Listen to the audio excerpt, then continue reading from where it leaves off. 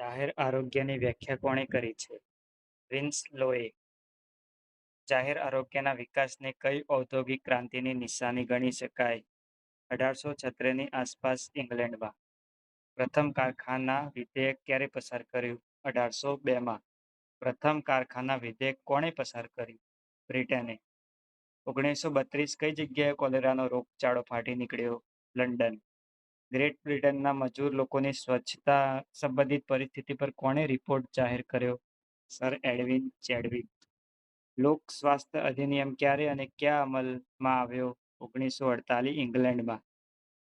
લોક સ્વાસ્થ્ય માટે રાજ્ય જવાબદાર છે તે સિદ્ધાંતે કોણે ઉત્તેજન આપ્યું? સર જોન પીટર ફ્રેન્કે. કયા રોગને સાર્વજનિક સ્વચ્છતાના પિતામહ કહેવામાં આવે છે? કોલેરા.